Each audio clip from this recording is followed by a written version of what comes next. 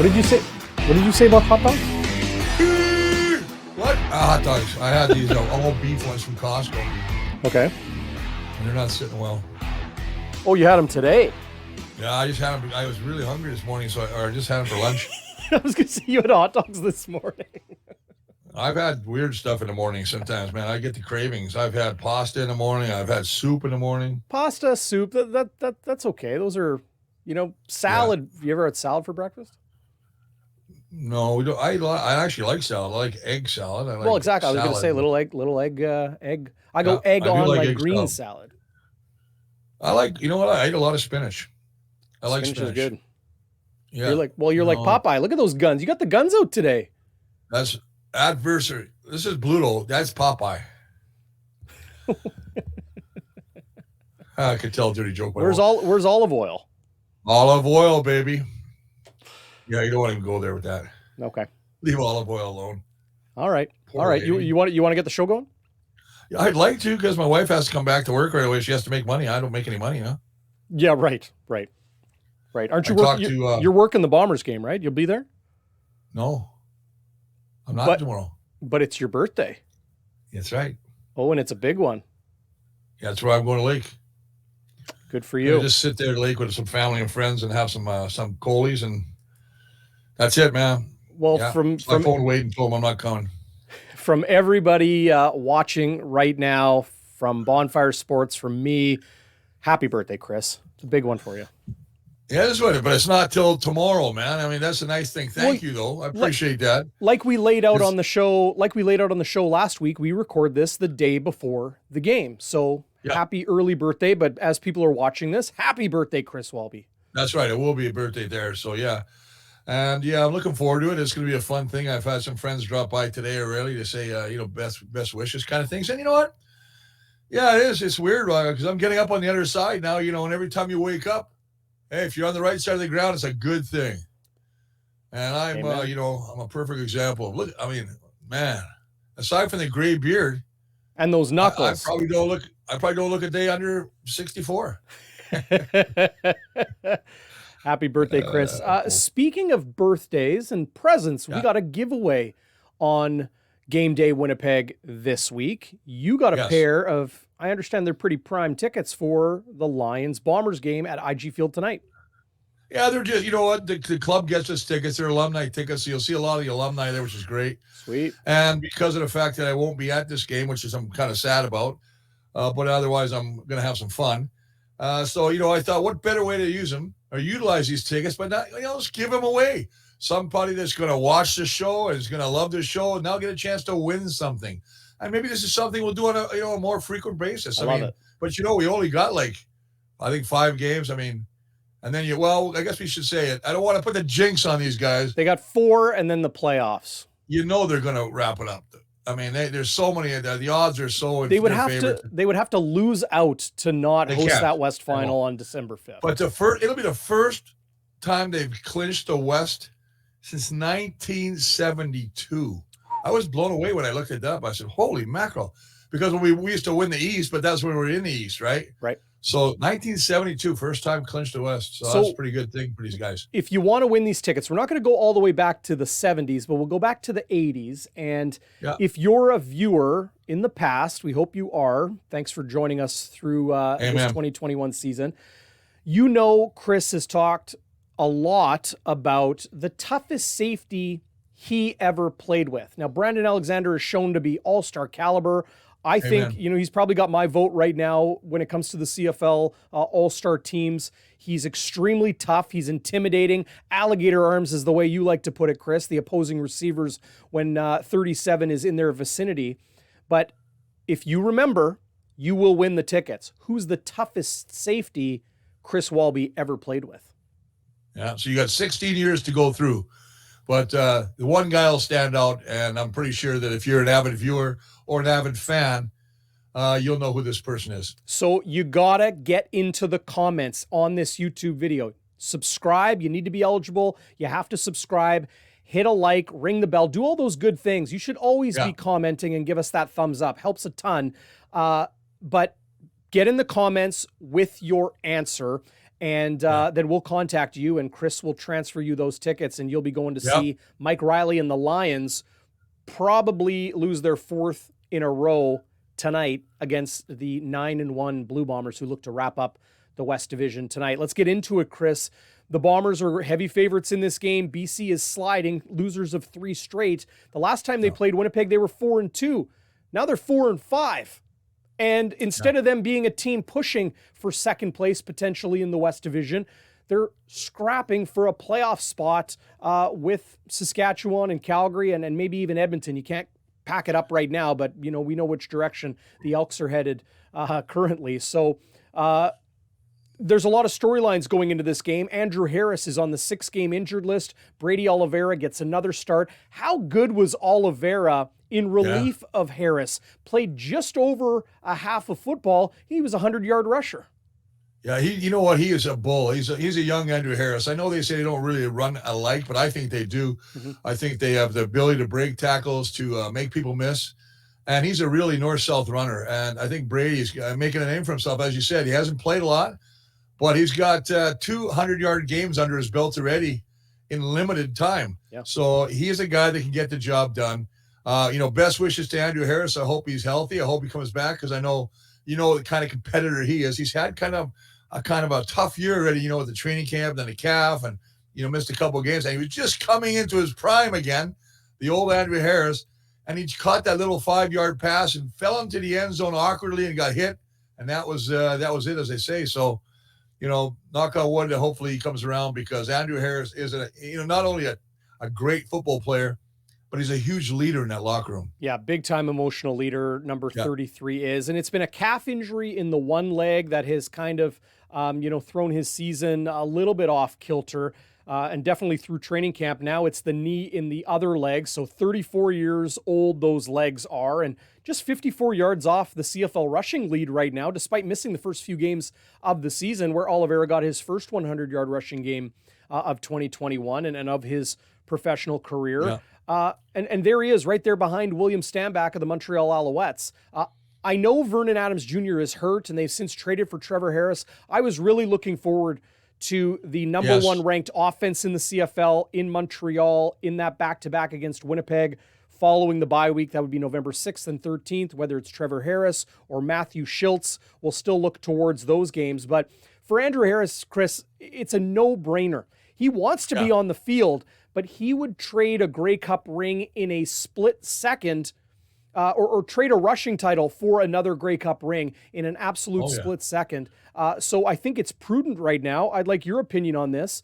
Should the Blue Bombers rest and preserve some of the players on this team? It goes beyond Andrew Harris, but it starts with him. Yeah, that's really interesting. It's a great question, because of the fact that there's also the worry that you're going to lose your focus, right? All of a sudden you're out for a bit, and guys, your team maybe doesn't have the same, direction, if you would, because, when you're fighting to make the playoffs and now to wrap up the, West Division, you're always going 100 miles an hour. Your team is playing tough. Now you start saying, now who do you, that's the thing.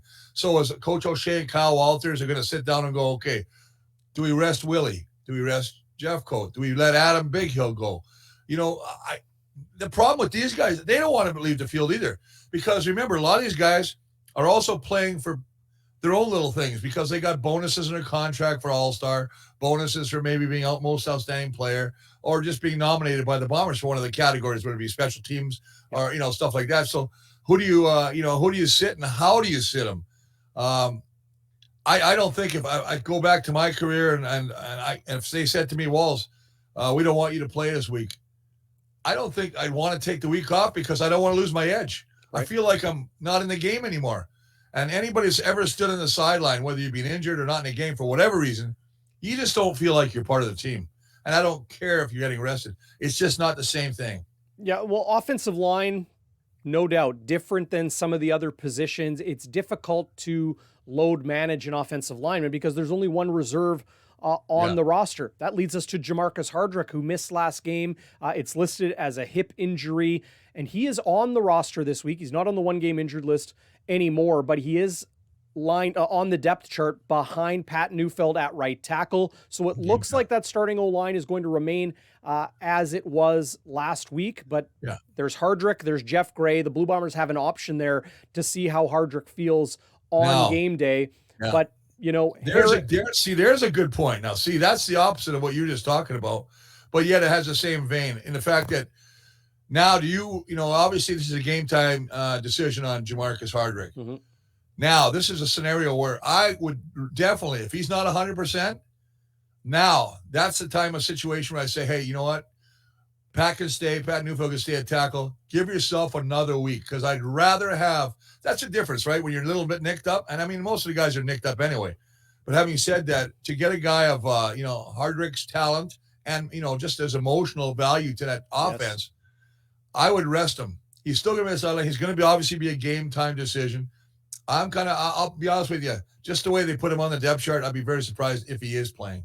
Yeah, it'll be interesting to see how that goes and the rest of the load management. Before we hear from Brady Oliveira, head coach Mike O'Shea got some good comments from him about the 1-0 mentality and where that comes from inside that Blue Bombers locker room. Willie Jefferson about his teammates. And Jefferson has played on some very good teams. The Edmonton now the Elks, but formerly, of course, their past name, that we've now moved on from saying. But Grey Cup champions in 2015 when Willie Jefferson wore number 99, won that cup right here at IG Field in Winnipeg. And then, of the vaunted Chris Jones defense, but now here in Winnipeg, how he compares those teams and the difference between this Blue Bombers team and those other good defenses that he's been on.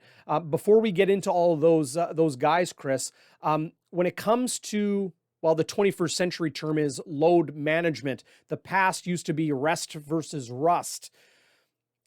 Andrew Harris is on the 6-game injured list. Mike O'Shea has been clear that it could, it's a business move. There are cap implications to putting a high salaried player like Harris on the 6-game injured list.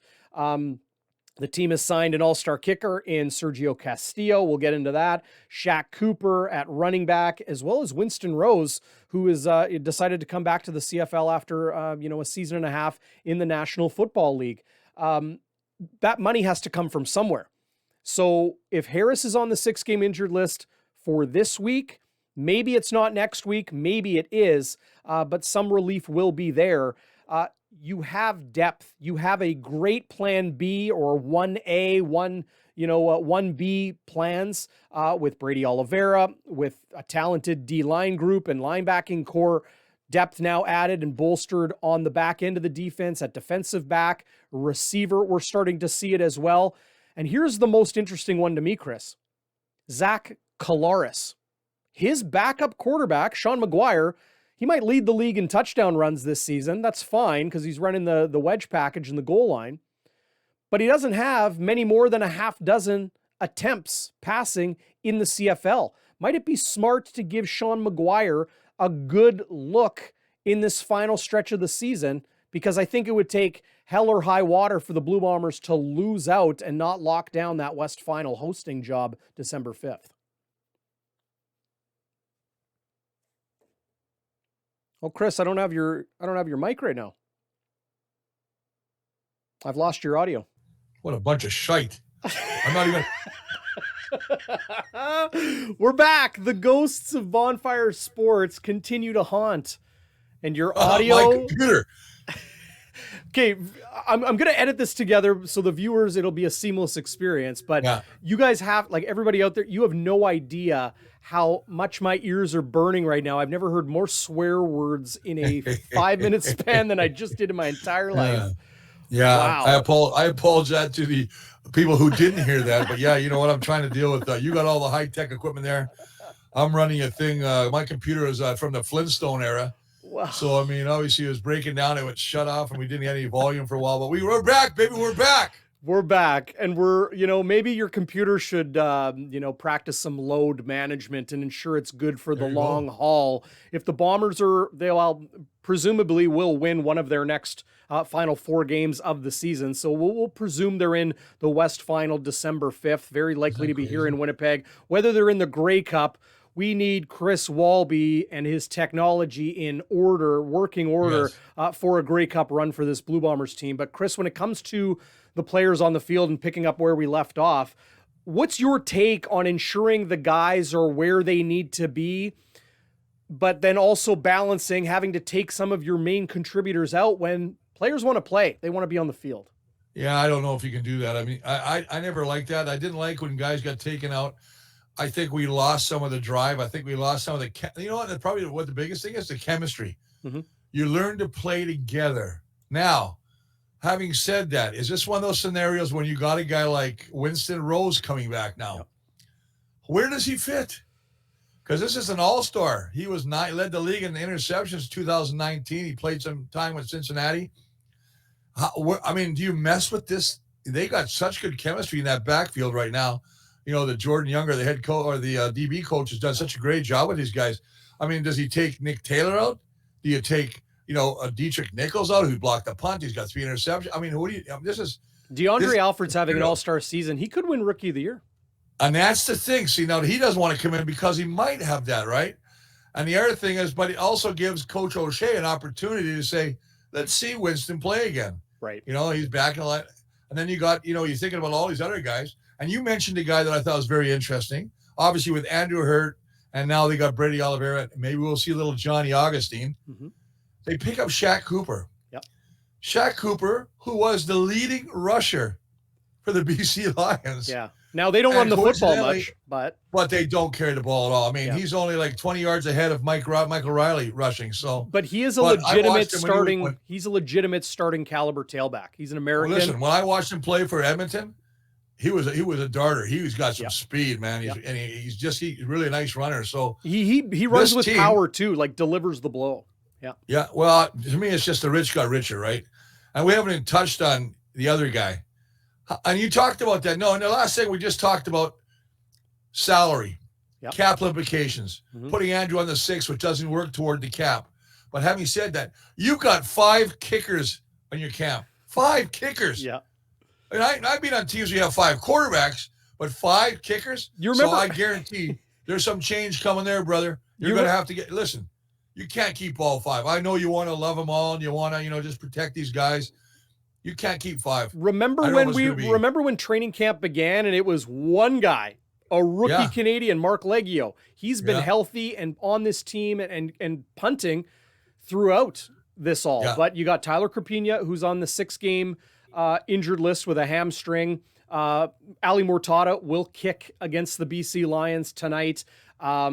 You've got Ferraro, a Canadian out of the University of Guelph. He joined the team on the practice roster. The Blue Bombers held a bit of a workout for some kickers, and Ferraro won that workout, was the words Mike O'Shea used. So he's waiting in the wings. And then you've got, in my opinion, the best kicker in the CFL in 2019. Not Liram Hajrullahu. It was Sergio Castillo, who kicked and punted so well for the BC Lions in 2019. He kicked for the New York Jets in 2020, and now those NFL opportunities have dried up. Hajrullahu got a workout for Washington, recently released by the Dallas Cowboys. So he's still down there waiting in the wings, but Sergio Castillo's signed on, and following the Blue Bombers bye week and that obvious he'll be back. The quarantine period, he'll be in to very likely take the reins in the place kicking game. Listen, you're 100% right, DB. You're not bringing a guy like that of that caliber to be a backup to any of these guys. He wouldn't come, right? No, exactly. And I think they made a promise to him and said, hey, listen, when you get out past quarantine, you can play your plan. Well, they need him. You got to feel for Matata. He had the best game last week in Edmonton, what I call, remember the game he had to redeem himself. He went 4 for 5. Yeah, he missed an extra point, missed 1 field goal. But those things still come back to haunt you. And tonight against the BC in Winnipeg, he's going to have a real special game. His goal is to make it so difficult for the Bombers to get, let him go. Maybe they'll just keep him around as a practice. But who wants to do that? Once you've seen, once you put your resume out there, put it that way. If you got a good resume, you got an opportunity. If you've got it's on your resume, may miss the occasional 2 or 3. The odds are that you'll be looking for work in another occupation. Yeah, I hate to use the term, but it's true in this case. Ali Mortada looks to be a lame duck kicker at this point. Very How likely. do you think he feels? What do you think he feels now? Yeah. He had to talk to the media I can't this control week, it, but huh? He had to talk to the media this week, too. They wanted to talk to him about that. Yeah, I heard he handled it really gracefully. He did. He's an absolute pro. Yeah, and that's the thing. You got to like that's what O'Shea loves about the guy. Of course. If he could somehow get those shanks to just hit between the two pipes and a little bit more regularity, he's going to have to go perfect now to make it any kind of a question mark. But when you got a guy like you mentioned, Sergio is 91% in 2019. Yeah. 85 plus for his career. Yeah. And just think about that. Everybody's talking about Money Medlock and what he meant to that team. You know, we watched him kick 6 field goals. We're talking about Medlock. Well, this is the same kind of caliber that Castillo is. So now you've got potentially your kicking problems over. Your defense gets stronger. You've got a backup running back in Shaq Cooper. Winston Rose comes. The rich just get richer. Yeah, no question. Linebacker is another spot where Kevin Brown might be injured right now. I believe it's something in the lower body, maybe a knee. It's not off the top of my head, but he's missed a good stretch of time. John Trell Rockamore, who got an interception in his CFL debut back in week 1. He is coming off the roster. So if it's Kyrie Wilson or Jesse Briggs or Shane Gauthier or Tanner Cadwallader who needs to come off, or you want more depth, you've got John Trell Rockamore waiting there as well. But we've deviated from the big question right now, Chris. I think the Blue Bombers will be cautious and patient with Andrew Harris as they can be, because Brady is so good, and we're going to hear from him in just a second. But my question, to me, the most pressing question is, you got 4 games remaining. They only need to win 1 in order to have top spot in the entire CFL and definitely the West. Zach Collaros and Sean Mcguire, how do you approach the quarterbacking in this final month of the season? You know what? And I think we might have talked about it, but if we haven't, let's do it right now. I think Sean Mcguire gets a lot more reps. I don't think he starts. Well, how do you do it? Do you do it in the fourth quarter? Do you give him the middle of the game, like second and third? I think you just put him in. Buck Pierce, the offensive corner, just puts him in and creates a package for him now. Like a 2-quarterback system. Yeah, put him in there, but let him go for a few drives. Remember what they did with Strevler last year. Strevler would come in short yards, then he'd run a few plays, then he'd come back, then he'd run a couple of plays. I think that's what they got to do. You've got to get him some type of experience. I mean, Sean has only thrown 3 balls. He's 1 for 3. And one of those was on a fake second down. We went deep to Nick Dembski. So, listen, I agree with you 100%. You don't want to put all your eggs in one basket, if it were, per se, with Zach. But you know what? And I want to talk about Zach in a bit. The media, this is where we got cut off last time, and maybe it was an act of the big guy upstairs nitpicking this guy. Yeah, he's underthrowing balls. Yeah, no. He's got underthrown balls. He's thrown 3 interceptions. He's got 15 touchdowns. Right. He threw 400-plus yards against these very same BC Lions, but yet they're all like, that's when you know your team is good. Well, that's how good he's been. Anything to nitpick on. That's how good Zach Collaros has been, is that he he underthrows 3 balls in over 2 games, and it's suddenly, what's wrong. Oh, yeah, we're worried about that. And then, of course, he goes, I need to make better decisions. I heard that questions with Darvin Adams. Why isn't Darvin getting the ball? It's my fault. I underthrew him. I got to put him in better situations. That's one thing they love about Zach Collaros. Such a team player. I mean, he takes the brunt. I mean, if I was a quarterback and those media guys did it, I'd give him a head slap. I'd give him an Angela Mosca head slap. Come here, you. You want to ask me that question again? That's it. Bye. Goodbye. Good opportunity here for us to jump from offense to defense. And Willie Jefferson spoke about the team and teammate mentality the Blue Bombers have, and that differentiating Willie Jefferson's time here in Winnipeg from times on very good defenses in Edmonton and Saskatchewan. The way that I could compare the defense that we're on now to defenses that I was on before is we're more together. Like we have a chemistry here. DBs talk so much to each other, like they know what's going on, even when, even when it's just hand signals or whatever, things like that, body motions and things like that. So that's one thing. And then it's like that from the top down. I could talk to D Alpha, which is a DB right outside of me. And like, you know, so like I might know the play, but D Alpha might know the play. I'll talk to him and then it relay.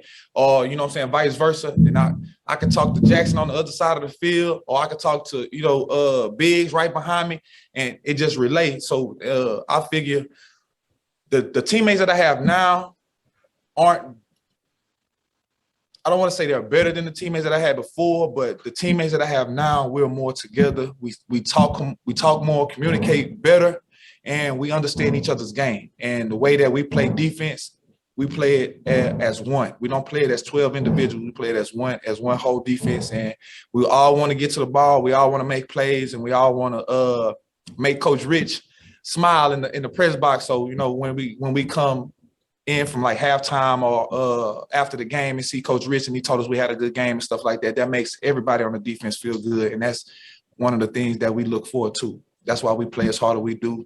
And that's why we, you know, ball the way we ball. Appreciate you, Willie. Have fun tomorrow.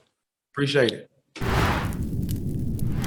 That might be the biggest strength this Blue Bombers team has, Chris, is that camaraderie, that gel, that chemistry, whatever you want to call it, that bond is so strong inside this Blue Bombers locker room that veterans of the CFL that have played on a variety of teams notice that being the big difference. Not how good they are on the field, but how tight they are off it as well.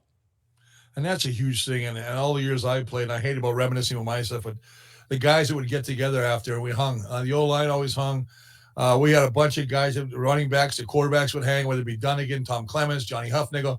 And I hung Johnny Huffnagel on a coat hook once because he was driving me crazy. You know, it's just kidding me. Oh yeah, you know, we were in one of the local watering holes, and I picked him up and hung him on a coat hook. Wow, you wouldn't do that today though. Not the GM of the Calgary Stampeders. He was singing on stage with the late departed and rest in peace Val Belcher, and they were up on stage singing "Good Old Rocky Top." And I never laughed so hard. And then, you know, Johnny Huffnagel used to be a smart little cat. He'd always lip off. So one day we just said, okay, come here, Johnny. Boom, hang him up, leave him there for a bit. Oh, yeah, we had a good time, man. Wow. But that, to your point, they have that chemistry. They just want to hang around. And I think we talked about this our very first Bonfire show. O'Shea and Kyle Walters and Wade Miller have created a culture of they only pick up certain players that fit into the culture to come to this team. And the word of mouth, when other players phone somebody and say, hey, what's Winnipeg like? Should I come there? Everything is about 100%. Come to Winnipeg. You're going to love it. I mean, yeah, I heard Marcus Sales, you know, who's now playing for BC, who did not play the first matchup. Right. He's looking forward to seeing his guys, but he likes the BC Lions because he said there's more to do in the city. Well, he got a 3-year deal too, right? Well, that's what Winnipeg was willing to dole it out greenbacks, my friend. Yep. You know what? It's all about that. Never blame a guy for looking after his family and taking care of business. Because there's no guarantee in this league. You know it as well as I know it. Right. I could sign a 3-year contract for $2 million and get cut tomorrow and I got nothing. Yeah. It's not like the NFL where you're guaranteed salary, right? Right. So, yeah, and I just like the way this team is put together. And I think we have the strength of this team is the D and O line. And I know I sound a bit biased when I talk about the O line, but this O-line is as good an O-line as I've seen in years. And the D-line, actually, Rick Campbell said it best. The best in the league. Yeah. The best in the league. They are. They get after it. And I'm loving the fact that Jackson Jeffcoat is finally getting some love from the media. You know, I mean, these two guys, Willie and him, I don't know. We talked about this last week, and maybe next week we'll do it as we get closer and after they wrap up first. Start talking about who we think our picks might be. That's why maybe we'll do a next week's show for the different categories. I like as far as outstanding players, because that's gonna be tough. I don't know how you pick. I mean, look at Adam Bighill's having such a good year. Then you got the two ends. You got Brandon Alexander right down the pipe at the safety, who's playing lights out at safety now. You got these Lawler, young kids at the corner. Mike Jones, who you never hear about. Yeah. You know, I mean, this is a great team. I mean, there is no chink in the armor. Yeah, you were just talking about the defense. I mentioned Kenny Lawler Andrew Harris. Brady Oliveira has obviously been limited in playing time, but, I don't know if he'll be factored, but Stanley Bryant and Drew Desjardins, Michael Couture, Pat Neufeld, Jamarcus Hardrick, all those guys are going to be in the conversation when it comes to award time. Nick Dembski, Mike Miller. They got a lot of guys that have done extremely well this year. I think that all-star ballot and even those all-star selections are going to be littered with WPG next to a lot of the names. Yeah. Chris, you talk about that Miller, O'Shea, Walters trio and players wanting to come here. It kind of leads into, something Mike O'Shea was asked this week about that 1-0 mentality, that focus. And you can use any cliche you want, but one of the true ones about this Blue Bombers team, and I'm sure you've had this experience as well. You talk to anybody right now, a fan, a player, like whatever. The only team that can beat the Winnipeg Blue Bombers this season and get in their way between today and a Grey Cup is the Winnipeg Blue Bombers. Yeah. They can only beat themselves. I understand injury at key positions could factor in. They do have very good depth, but they can only be beat by themselves. And I don't see that happening with how well they're coached, how strong that leadership core is in the locker room. And I asked Mike O'Shea, that 1-0 mentality, that focus, all those things that factor into that, where it comes from. If you were within earshot all the time, you have never heard me say that. Want to know, like, that specific phrase. The idea, the concept is very valuable. And as I've said before, I'm not probably smart enough to think about it any other way. So it's also an easy concept to manage, and it's a easy concept to stick to, right? It does simplify things, and I do think that we have, once again, a huge amount of veteran leadership that have figured that out, that's an easy way to think too. So they've coined the phrase, want to know this week, and they run with it. But, I think it sums up the concept pretty succinctly. A common used cliche in sports is flush it and move on. Your quarterback uses the phrase snap and clear, whether it's, from play to play or week to week, good or bad, to the next result. How do you communicate that to your team? If they've come up with the phrase, do you do it to your leadership? Do you do it through your coaches? Where did that overall mentality origin? Well, I think we bring in the guys that are already thinking like that, on a bigger picture, I guess when you say common use phrases, and I know that media doesn't necessarily like cliches and stuff, but they're common use because they're true. They have to be that way. Players have to be that way. If you think about what just happened for too long, you're missing what's going to happen in the play that's going on right now. So I don't know that there's any other way to do it. And the really good pros are really good at that, at moving on from anything good or bad, and staying very even keeled and in the moment. And that's talked about in any sport, anywhere in the world, is just being present in the moment on that particular play or that particular time or that particular shot or that particular save or whatever it is. So I don't think it's unique to our group. I think, once again, we have a lot of veterans that have come to understand it very well. Thank you, Mike. Mm-hmm. And he said, you've never heard me say that. You've never heard me say the 1-0 mentality. He says, I'm not even allowed in the locker room. That's the guys that talk about it. They've taken it upon themselves to talk about, what do we have to do to win? That's obviously, I listened to Zach Collaros talk about, protect the football, limit the turnovers, and you got a good chance to win the football games. I just think that right now, this is a team that understands, and it's tough because a lot of times you have good teams and there'll be players playing for themselves, not for the team. Right. You don't see that here. Nope. Talk about anybody. They're so complimentary to other teams. BC is good. They had a tough break. They're not going to be bad. Yep. Hey, anything they put Andrew on the Harris. blackboard or on the bulletin board. Andrew Harris will say credit to the offensive line. Brandon Alexander will say credit to Biggie and the Jeffs up front, Jefferson and Jeffcoat. The receivers will say credit to Zach or credit to my teammate next to me. They laid a good block, which allowed me to pick up yak yards. It's very impressive.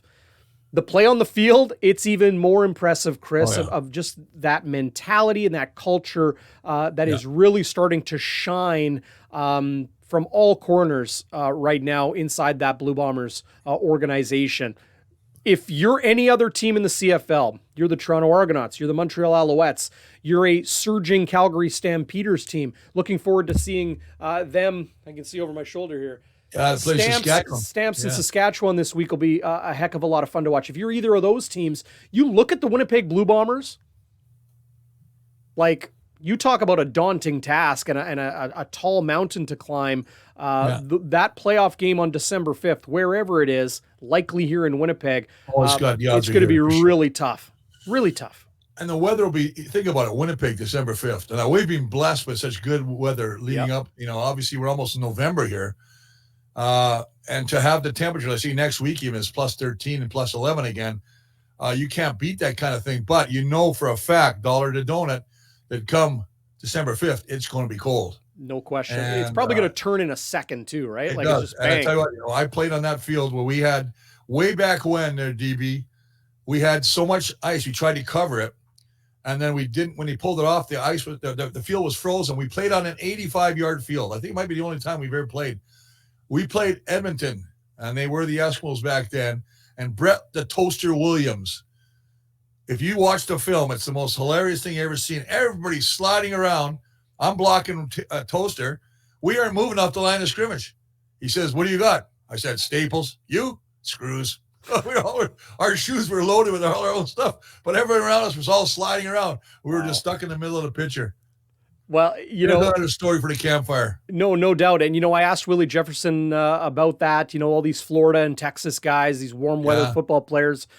It's part of the culture of coming to Canada. They know it's coming. Tips and tricks about keeping the extremities, the toes, the feet, very important for football players, the hands, the fingers in grabbing jerseys and blocking and catching the football. Those are all going to be important in addition to the equipment. No staples and screws anymore, but, obviously high-tech footwear on these guys.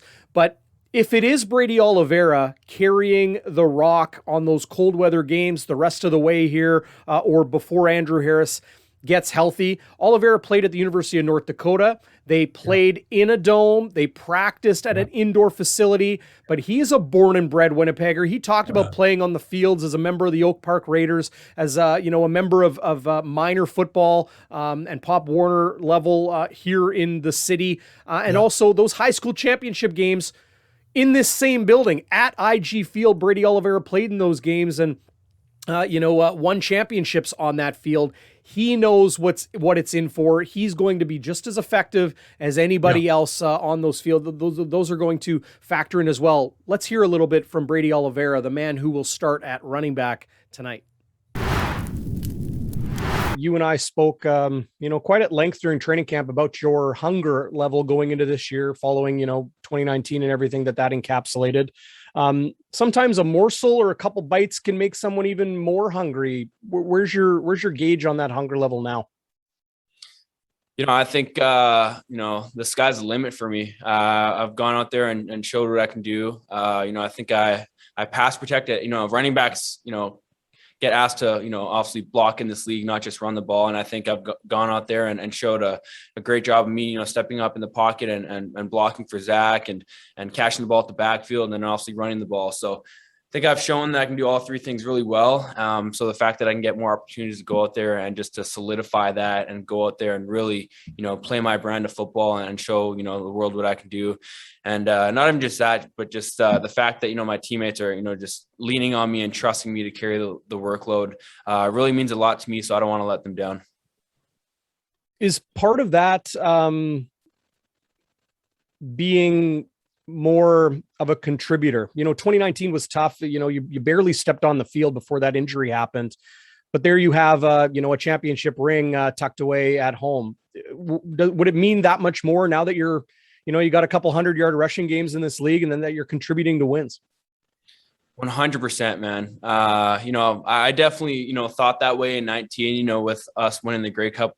It was amazing to be a part of it, but just me being a natural competitor, I definitely wish that I can contribute, more. And everyone contributes, right? Everyone contributes in their own way, whatever your role is. And I think, in 19, when I came back at the end of the year and I was able to practice, I showed some great reps, practice looks. So, all that is contributing, but me being just the competitor that I am, being able to be on the field, there's nothing better than that. Going out there and going to war with your teammates and looking to the guy next to you and knowing that, I got your back, you got my back.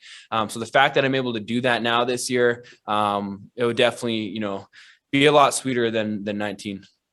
Appreciate you, Brady. Thanks. DB, one of the things I think we should really look at, and I'm just going to throw this out there. Brady can run. Oliveira's having this kid's he could be a starter on most any other team. No question. The other thing though that I'm going to throw in there, my X factor, is Johnny Augustine. Mm-hmm. We haven't seen him. I think he's carried the ball 3 times all year. I think he might not even. I don't even know. I can't find his stats this year, but that's a power back. Now you get colder weather, and you can punish a guy because this guy can run hard. He's not a fleet as foot as a Brady or Andrew. But he's a punishing runner, and he'll run over you rather than around you. So I would sprinkle. I'm hoping tonight that we get to see a little Johnny Augustine run the football. Chris, I know there's tons of fans. My Twitter account is always littered with, why aren't we seeing more Johnny Augustine? We just might see that in this final stretch of the regular season. Okay, Chris, keys to the game. Everybody's waiting for it. Keys to the game. Well, first off, I think in the offense, we talk about this, and I don't think I've talked so much about an O-line as I ever have this year. Usually it's a negative kind of thing, or some guy's not playing up to par. I think they just got to continue to dominate the line of scrimmage. You got no Harris, no problem. We just talked about Brady, sprinkle little Johnny Augustine in there. Take advantage of the field position. I found it interesting. The Bombers' starting average on the football every time they get it is average is 38-yard line, the best in the CFL. If they can continue to have that kind of field position, they're going to continue to be successful. Defense, look at this. This defense is going against the same defensive line and Michael Riley, or the O-line, excuse me. They had 6 sacks last time on Michael Riley. You don't think they're going to look at that script and go, how do we change up? We don't have to change it. It ain't broke, don't fix it. So I expect them to come often and early. And I think that BC will try to run the football. But their leading rusher is now a member of the Bombers in Shaq Cooper, so it's crazy. And as special teams, we talk about this. I like this kid. I think I understand what he does. Ali Murtada. Man, I just hope that, that he can put aside all the stuff that's in the back of his head right now about, bringing in Sergio Castillo and just have a game of his life. Because if it doesn't work out here, and I'm not sure what's going to happen, I hope the kid gets an opportunity to kick. That's his lifelong passion. So I'm hoping for him. And I want to say congratulations to Long Snacker, that's me. When I get I'd like to snack long and hard snacker. Oh, but I want. Well, you were eating hot dogs for breakfast, so I had breakfast that's a hot long dog, snack. Yeah. Long snacker. But I want to congratulate Mike Benson on his 100th game, the long snapper. There you go. Winnipeg native son, Mike Benson, former Winnipeg Rifle, very impressive for him to hit this mark in his career. And he said this week, Chris, he hopes to play a few more years here in Winnipeg. Well, come on, they don't do much. I mean, I hate to take it away. It's his 100th. Happy 100th game, but yeah, listen. He's a specialist. You got to perform when it matters. It's just like kicker, right? Yeah, I know. But, he's got a lot of pressure. And in the old days, we could put a nose tackle over the long snapper. And they'd blow him up. Mcguire was the best. And they'd come at him, and they hurt a lot of guys because their head's down. Right. Now they made it. You can't do it. League rules. You can't affect them right now, eh? That's a good rule. That's good. That's a good rule. Yeah, it's a great rule. Safety first, I always say. Safety first, especially if you're long snacking. Well, you should practice a little safety first if you're having hot dogs for breakfast, like Chris Walby. All right, man. Good show today, Chris. And want to remind everybody out there, if you want to win tickets to tonight's game, who's the toughest safety Chris Walby ever played with? And if you've watched Game Day Winnipeg here on Bonfire Sports in the Past, you know the answer to this. So get into the comments, be sure you're subscribed, and give us your answer, the toughest safety Walby ever played with, and we will contact you and make sure you got a pair of Ducats, that's tickets for tonight's game. DB, always a pleasure. I got a little, what's that? I got the wife. She's got to go back to work. Somebody's got to make money in this house. Happy birthday, Chris. Back to work. Thank you for the birthday wishes, everybody. Have a great day. Go Blue. 10-1. Woohoo! First Western Cup since 1972. Western Final. Sorry. Man, I'm all over the place today. I tell you, don't eat hot dogs for breakfast. It messes your entire day. Have a great one, buddy. Enjoy the game. God bless, brother.